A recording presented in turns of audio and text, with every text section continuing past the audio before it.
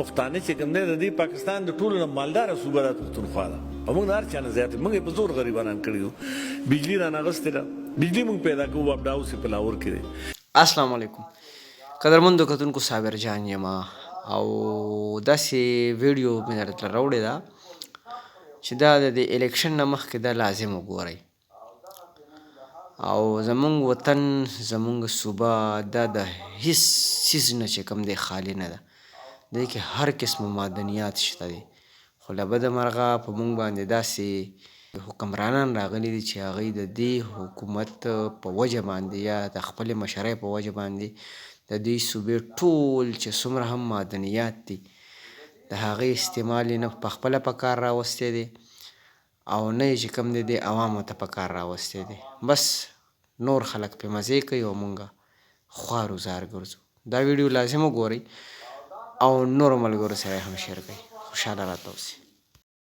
ځوانان زه نه ګرمم چې ولې عوامي نیشنل پارټۍ سره نه ودرېږي، ځکه نه ودرېږي چې پښتانه د خپل تاریخ نه، د خپلې خاورې نه، د خپلو وسایلو نه، د خپل جایداد نه، د خپل پلار نیکه نه، د خپل تاریخ نه ناخبره ساتلي شوي دي.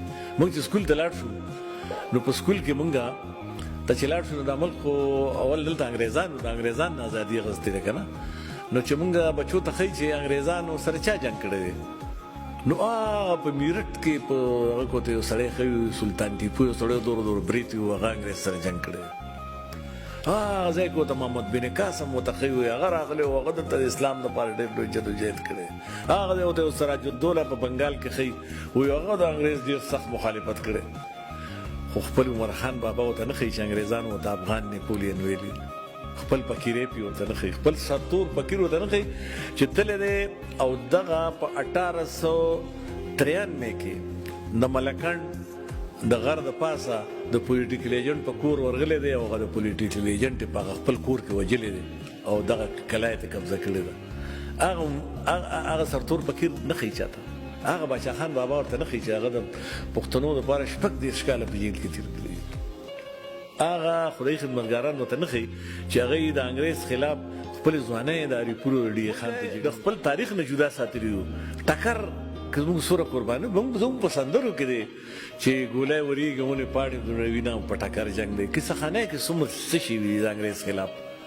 نو زموږ خپل ماشومان چې کوم دی موږ یې د خپل تاریخ نه، د خپل جیدادونو نه، د خپلو مالونو نه بس د اسلام دی او پاکستان دی، اسلام دی او پاکستان دی، پاکستاني به یو. دا خبره داسې چې موږ پښتانه چې کوم دی د دې پاکستان د ټولو نه مالداره صوبه ده پښتونخوا ده او موږ د هر چا نه زیات موږ یې په زور غریبانان کړي یو. بجلي رانه اخیستې ده، بجلي موږ پیدا کوو، وابډا هاوس یې په لاهور کې دی. ګیس کې موږ سرپلس یو. پټرول 50,000 بیرل پټرول، اب دوبۍ هم 50,000 بیرل 55,000 پیدا کوي دوبۍ، زه چې تللی وم او موږ 50,000 بیرل پیدا کوو دا پښتونخوا. موږ 500 ته وایي دا MMC FSV ګیس موږ پیدا کوو سرپلس. زمونږ 500 پیدا کوو، زمونږ 216 خرچه ده. پنجاب چې کوم دی 134 MMC FCD ګیس پیدا کوي 134 او خرچه 1970 ده زمونږ.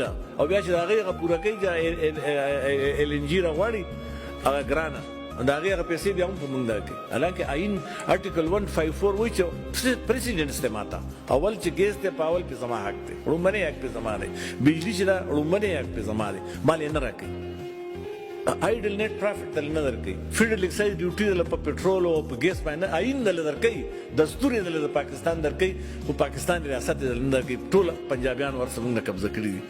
نو په دې خبرو چې پښتانه پوه شي نو بیا به عوامي نیشنل پارټۍ سره زلمي شي که نه. د دوی پلاران پوه وو نو دوی پلاران ورسره وونه چې باچا خان بابا ورته وایي چې دا انګریز چې کوم دی نو کوچ خپلو بچو له وړي موږ له شملې پرېږدي. د دې ټولو خان بادرانو له شکست نه ورکړی. هغه انپړه مشران پوه وو. په کار دی چې موږ خپلو ځوانانو سره، زه د تاریخ انصاف ځوانانو ته وایم چې مهرباني وکړئ بچیانو، خپل تاریخ نه ځان خبر کوي، د خپلو جیدادونو نه ځان خبر کوي او په دې وطن کې د خپلو شتمنو د خپلو مالدارو نه ځان خبر کوي. تاسو د هر چا نه تاسو په زور غریبانان کړي او په دې دوکو د ډاکو کله درپسې یو راشي څوک درته وایي دا کوم څوک درته وایي دا کوم. خپل مشران نه پېژني، خپل ځان نه پېژني، خپل وطن نه پېژني.